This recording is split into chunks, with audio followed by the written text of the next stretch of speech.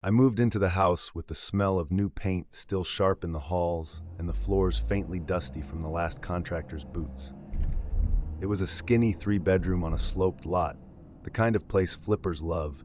Gray siding, black fixtures, the same matte chic you see across the whole neighborhood like a uniform. The realtor left me a bottle of grocery store champagne and a folder of warranties. "Totally turnkey," she said. "You won't have to lift a finger." The first week was all boxes and lists. I ate standing at the kitchen island, slept on a mattress without a frame, and tried to learn the noises: heater ticks, the fridge's low churn, the distant hiss from cars down on the main road. The house felt polite, almost apologetic, as if it were trying not to disturb me. I noticed a piece of blue painter's tape stuck inside the hall closet above eye level. Someone had scribbled "patch" on it with a Sharpie. I peeled it off and found nothing but smooth drywall. I told myself the flipper simply missed a piece and flicked it into the trash. 2 nights later, something knocked inside the wall behind the headboard. Not a creak or a settling sound, but a crisp tap, tap, tap, like someone nudged a pipe with a ringed finger. I sat up. The heater wasn't running. The street outside was silent. I pressed my palm to the wall and waited. Nothing. The next morning, while opening a moving box, I found more blue tape, not in the box, on the wall above it, sand written at a slant. I'd walked past that spot a dozen times. I would have noticed. I touched the tape. The adhesive was fresh. That smell, that slight tack on my skin. I looked down the hall, at the baseboard of the laundry room door. Another tab of tape. Caulk. I did a slow lap of the house, and my stomach tightened with each discovery. 6 pieces total, all high enough that you had to reach for them, all neat, all written in the same block letters. I peeled them off and dropped them on the counter next to the champagne like tiny blue flags from a battlefield. By late afternoon, the ordinary resumed. I assembled a bed frame, hung 2 pictures, told myself the tape was my own carelessness. Maybe the contractor had marked things and somehow they survived cleanup. Maybe I was more scattered than I realized. After dinner, I installed a motion sensor camera in the living room, more for the novelty than worry, and went to bed with a podcast mumbling in the dark. At 1:37 a.m., the podcast stopped. It didn't fade with the sleep timer. It clicked off. I opened my eyes. My phone lay face down on the nightstand. Tap, tap, tap behind the headboard. 3 in a row, then a pause, then 2 quick ones. I stared at the wall. The tapping migrated, like a small animal moving along inside the studs. Headboard, then closer to the window, then behind the light switch. I got out of bed so fast the mattress groaned. "Hey," I said to the room because silence felt worse. "Stop." The tapping stopped. I slept, eventually, with the lamp on. In the morning, my phone showed a notification from the camera. Motion detected, 1:36 a.m. I scrubbed the clip forward. The living room lay blue in night vision. The motion alert triggered on the doorway to the hall.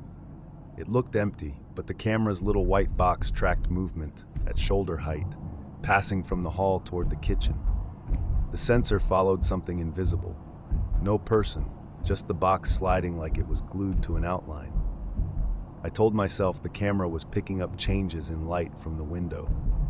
Except the blinds were closed. Except I now dreaded opening the hall closet because that's where I'd found the first piece of tape. I opened it anyway. There was one new piece stuck to the back wall near the ceiling. Cut. I called the realtor. I tried to keep it light, asked if the flipper was known for shoddy work. She told me the guy, Art, was meticulous.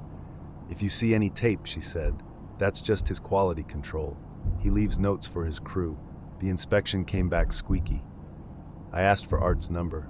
She gave it to me reluctantly. He didn't answer, so I left a message mentioning the tape, the tapping, the inspection. I left out the moving dot on my camera because it sounded insane out loud. That afternoon, I took off the closet's back panel. The drywall was newer than the rest, the screws bright where other ones were painted over. Inside, the utility chase ran down to the basement, a shaft for pipes and vents. I clicked on a flashlight and squinted. There were scuff marks on the inside of the drywall at shoulder height, smears of something dark down the studs, and, at the bottom, faint shoe prints in drywall dust. Someone had been in there more recently than any contractor should have been. I went to the basement. The chase terminated in a plywood panel screwed into the framing. The screws were inconsistent, like they'd been hurried. I put my ear to the wood. Nothing. I left it and walked the perimeter of the basement. It still smelled of concrete and damp earth. In the far corner was a return vent for the HVAC, a large rectangle with a black grill. The metal looked new, except for rub marks on the frame, as if the grill had been removed and replaced several times. I installed 2 more cameras. I kept every light on. I told myself I'd sleep at a friend's place if I felt stupid scared again. But the stubborn part of me wanted to own the house, to not be pushed out by a noise and some tape. At 2:11 a.m., I woke because the room was colder. The heater wasn't blowing. In the silence, I heard the scrape of something against the baseboard, a soft plastic on wood sigh. Then the whisper of air moving through a small space. I eased out of bed and picked up the heavy flashlight I'd left on the nightstand. The hall was a dim tunnel of open doors. I padded toward the closet because fear has a way of pointing you directly at the bad thing. When I was 3 feet away, the closet door swung 2 inches on its own. Not wide. Just enough to say, I'm not latched. I nudged it open with the flashlight. The motion made dust eddy from the baseboard. I crouched and put light into the back panel I'd unscrewed earlier. The shaft was a black throat. I stared until my eyes adjusted. A face blinked into view. No, mask, round eye holes. Below it, fingers curled around the stud. The whites of actual eyes flashed behind plastic. The person held still for half a second, maybe expecting me to scream or run. I froze. The flashlight shook. He moved first. A quick vertical slide as his weight shifted down the chase. The sound of clothing brushing wood. I stumbled back and the flashlight pinged off the door jamb and went out. I didn't scream. My voice shrank to a whisper I didn't recognize. "Get out," I said. "I'm calling the police." The house answered with movement. Not footsteps on open floor, but the dampened cadence of someone below me, behind the walls, in the bones of the place. I grabbed my phone and bolted for the front door. The lock stuck. I yanked it so hard the deadbolt clanged the strike plate. Outside the street was a strip of hazy moonlight. I didn't stop until I was in my car. I called 911 and gave my address with the air conditioning blasting my hands and the hollow realization that I had nowhere else to go but this driveway. Police searched for an hour. They didn't find anyone. They found evidence I hadn't yet worked up the nerve to face. The basement return vent had fresh scratches. The grill lifted off easily, revealing a person-sized opening into the crawl space. The plywood on the utility chase had been unscrewed and replaced so many times the holes were ovular. Behind the water heater was a nest, flattened insulation as bedding, a food wrapper, a bottle of water. On the concrete nearby lay a roll of blue painter's tape and a Sharpie. The officer, a woman with tight gray curls and patient eyes, asked me if I had enemies. I laughed at the ceiling. "I don't even have furniture," I said. She told me the house had been listed vacant for months. Anyone with the lockbox code could come and go during that period. She'd seen flippers hire day labor who brought friends. She'd seen exes move out and move back in secret. "The tapping?" I asked. She glanced at the chase. "Communication," she said, "or boredom." I replaced the locks that afternoon. I hired a contractor to cap the chase with screws set in epoxy. I replaced the return vent with a welded grate. I moved the bed to the other wall and slept with a hammer within reach like some parody of a pioneer. For a week, nothing happened. No tape appeared. The cameras showed only me and a blur of moths hitting the porch light. On the 8th night, the living room camera pinged at 1:36 a.m. I sat up before looking. The screen showed the hallway in blue, empty, quiet. Then the motion box appeared, moving from the hall to the kitchen. It tracked nothing I could see, but I watched it cross the frame with purpose, as steady and ordinary as a person walking to the sink for a glass of water in their own home. I moved out 2 weeks later. The house is still staged in my head exactly as I left it. Lights on in every room, hammer beside the lamp, a smear on the drywall where my hand stopped the closet door from swinging shut. I tell myself whoever lived inside those gaps is gone, that locks and grills and epoxy make a difference. But when I drive past at night and see the slatted glow through the blinds, I think of the blue tape and the word "cut," and I imagine a hand in the dark, reaching above eye level, marking a place that doesn't belong to me. I moved into the split level in late fall, when the lawns looked shaved and gray and the sky had that lid on a pot feeling. The house was new enough that the neighbor across the street was still waiting on his mailbox. My place had the builder basic everything.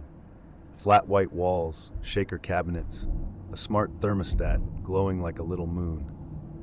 On my first night, the house introduced itself with an electrical hum I couldn't place. It wasn't the fridge or the HVAC. This was a steady, low note that seemed to come from the bones of the place, more vibration than sound. I followed it down to the basement where the breaker box hung on a stud wall like a steel book. When I put my fingers to the cover, the hum turned into sensation, a faint buzz in my nails, a Morse code in my fingertips. I opened the panel. Every breaker was labeled in the same handwriting: kitchen, bath, patio, basement lights. The basement lights were a 2-pole breaker. That mattered later. At the time, I just closed it and told myself new houses settle electrically the way old ones settle physically. The first odd thing wasn't the hum. It was the lights that wouldn't stay off. I'd switch off the kitchen pendants and walk to the stairs. By the time I reached the landing, the room would bloom blue-white again behind me. The smart app said, "Manual on," as if someone at the switch had flipped them back. I changed the automation rules. I updated the firmware. I even unscrewed the bulbs from their sockets one night to prove a point to no one but myself. At 3:09 a.m., the basement lights turned on. I woke without knowing why and saw a pale rectangle under the door. That brand of light, overhead, institutional, only looked like basement light in this house. I walked down the steps in bare feet, each tread colder than the last, and peered around the corner, expecting to find a timer or a motion sensor I'd missed. The basement was empty. The new drywall looked too clean. The concrete was cold enough to numb my toes. I turned off the wall switch. The lights clicked off. I went back upstairs. Halfway to my bedroom, they turned on again. The app logged manual on. I stood in the hall with the phone lighting my face and felt a quiet, irrational embarrassment, the sort you get when a machine doesn't believe you. I went back down. This time I turned off the lights and then opened the breaker panel. I clicked the basement lights breaker off. The hum in the box stopped completely, like a ribbon being cut. I stood still to make sure nothing gave itself permission to wake up again, then went upstairs and slept because nothing else made sense to do. The next morning, my neighbor caught me at the mailbox. He was the kind of guy who introduces himself with his first and last name and the number of the house. "We're all learning these systems," he said when I mentioned the lights. "The builder told us to change the default passwords on the smart stuff. My wife thinks the electrician's apprentice connected every house to his phone for a laugh." I changed passwords. I factory reset the switches. I called the builder to schedule the electrician to check the wiring. The soonest they could come was a week. "Don't worry," the woman on the phone said. "We haven't had any issues on your block." That night I slept with the phone on Do Not Disturb and the breaker to the basement off. At 2:44 a.m., the hum returned anyway. It came through the mattress before my ears caught it, a very particular vibration that made my molars feel like they were leaning against a tuning fork. I went downstairs and opened the breaker box. The basement lights breaker was still off, but the hum was stronger than it had been on the first night, a thicker note.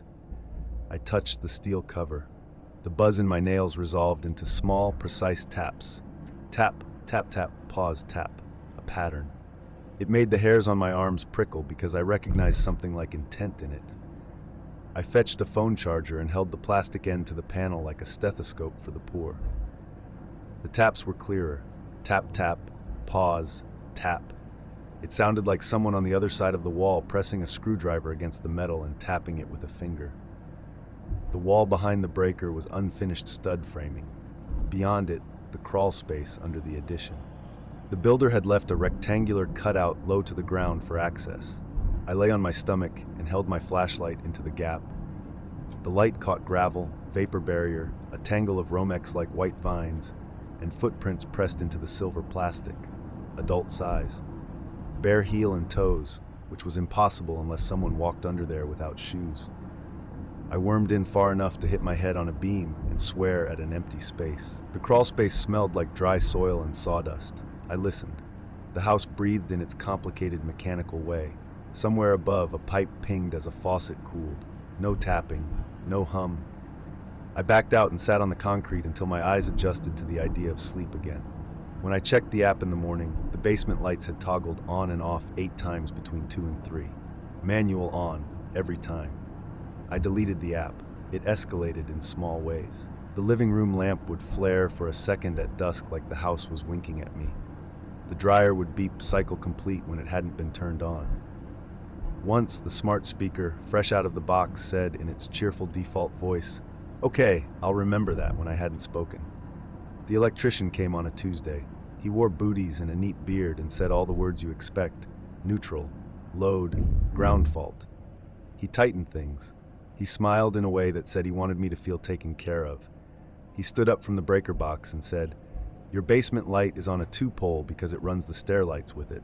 Not a big deal, but if someone flips the 3-way switch upstairs, it might look like the basement turned itself on." He grinned. "Gremlins, right?" "Can a 2-pole toggle itself?" I asked. "No." He waited a beat. "Unless someone is flipping it." "From inside the wall?" I said. He stopped smiling. That night, I set my phone to record audio by the breaker box. I lay in bed with my door open. At 2:19 a.m., the hum came back like a breath under the door. I slid my feet into shoes and went downstairs, holding my flashlight out in front of me as if that thin beam could be a slow, careful kind of courage. In the basement, the breaker box was still. The hum felt like it existed a foot away from any surface my hand touched. I squatted to look into the crawlspace. The vapor barrier had a new wrinkle, a valley leading toward the addition. I followed it on my stomach, the flashlight pushing little constellations of dust forward. The plastic crinkled under my weight. The smell changed. An undercurrent of old bread, something sweet gone wrong. There was space enough to move on elbows and knees if I kept my shoulders tight. At the far end, the foundation wall made a neat edge. In that edge was a hole just big enough for a person to wriggle through if they weren't worried about the scraping. The hole was lined with plywood. Someone had cut it with care. On the other side, my light found a cavity framed with studs, a hidden pocket under the addition. In the pocket, a camping mat, a blanket, a plastic bin, and a gray box with wires snaking out of it like legs. The box had a sticker, Zigbee hub. It was plugged into a splitter that fed through a hole in the subfloor. The splitter hummed when my flashlight touched it, a micro-song of current. I killed the power to the basement at the main. The hum didn't stop. I killed the whole house. The hum kept going, faint but smug.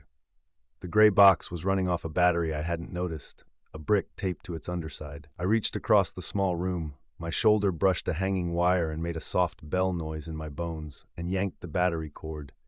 The hum chopped off like a word cut mid-syllable.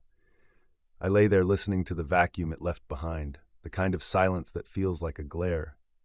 Behind me, a shoe scuffed plastic. I rolled onto my back and cracked my head on a stud.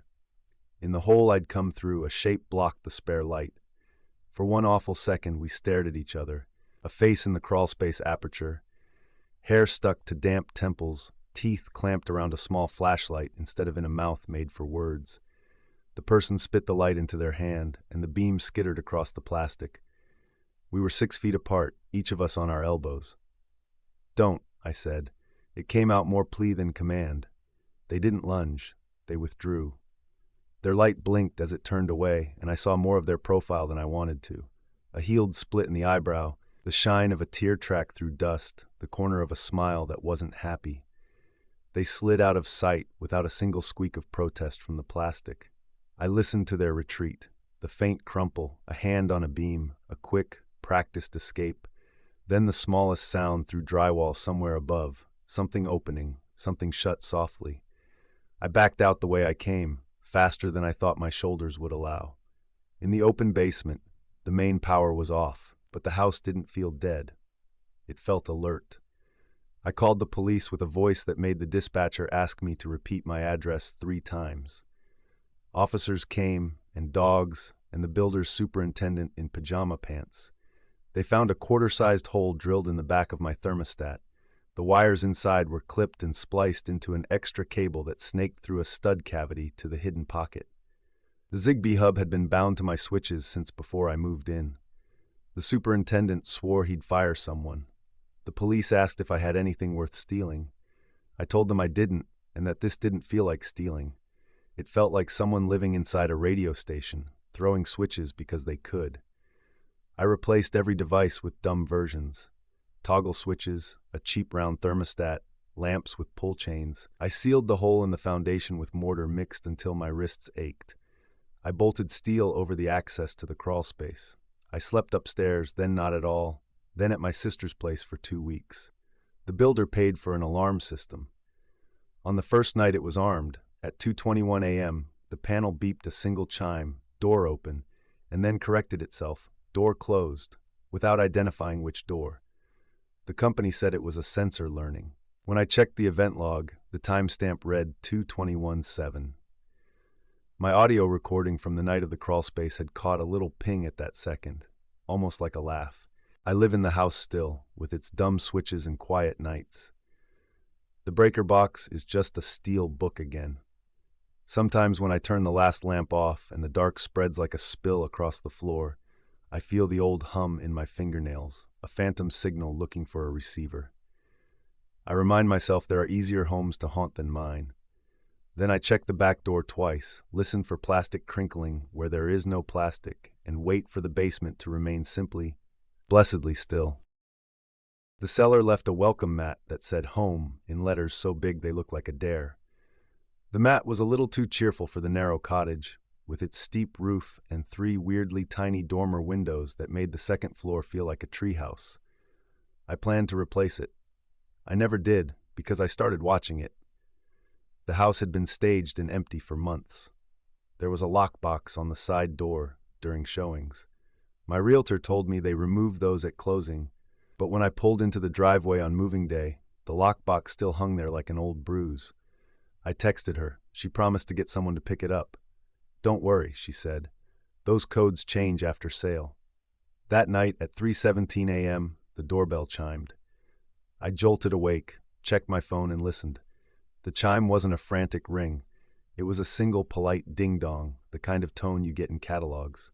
I got out of bed and stood at the top of the stairs with that floating feeling of being awake in a new space, where every shadow is an unlearned corner.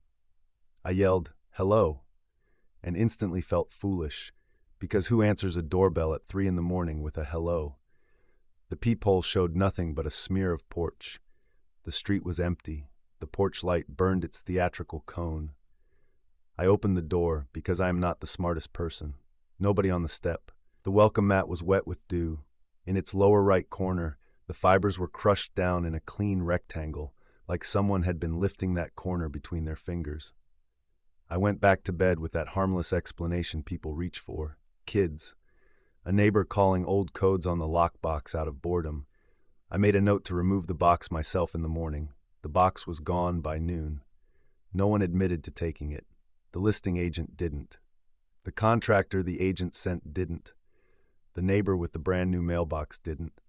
Maybe the seller picked it up, my realtor said, bored of the topic already. I dropped it. For the next 3 nights, the doorbell chimed at 3:17 a.m. exactly. I recorded it on my phone. In the silence after, the house felt like it was leaning toward the door, waiting for a response I wasn't giving it. I changed the doorbell. I swapped the transformer. At 3:17, the new bell chimed, bright and crisp. I disconnected the bell and slept through the hour for once. In the morning, the welcome mat was rotated 90 degrees so the home read sideways. I told myself I'd done it half asleep when I unplugged the bell. I rotated it back. That evening, I sprinkled a line of flour along the threshold because sleep deprivation makes you practical in stupid ways. At 3:17, no chime, no bell to chime. In the morning, the flour had a single smudge through it like a fingertip drawn with care. There were other puzzles once I started looking. Packages I didn't remember ordering arrived and then disappeared before I could bring them in. The one time I was home to intercept the delivery guy, he apologized for all the misdelivered parcels on the street. "GPS is buggy in this cul-de-sac," he said. He handed me a box addressed to a stranger across town. I signed, and later, at dusk, I set the box inside my door while I found my keys. When I looked again, the box was gone. The only sound was the soft throat clearing of the refrigerator. I installed a camera pointing at the porch. I told no one. I slept with the house on a timer. Lights off at midnight, a lamp on the landing stays lit, shades half closed. On the first night with the camera, the doorbell would have chimed, but was still disconnected, so the time ticked quietly past 3:17. At 3:23, my phone buzzed. Motion detected. I rolled over and hit play. A figure at the edge of the frame, hunched, moving in that slow squat of someone trying to distribute their weight. Gloved hand, a jacket with a reflective stripe. The person didn't go to the door. They knelt at the mat, pinched the bottom right corner between two fingers, lifted, set it down, lifted again, set it down, over and over like a dog testing a trick. Then, in a move so gentle it made my jaw lock, they slid their fingers under the mat and felt along the concrete, the way you look for a lost coin in the dark.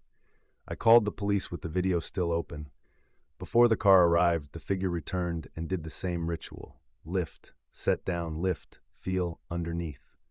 The officer was kind. He said the obvious. Someone who had access before might think there was a key. The listing had a lockbox.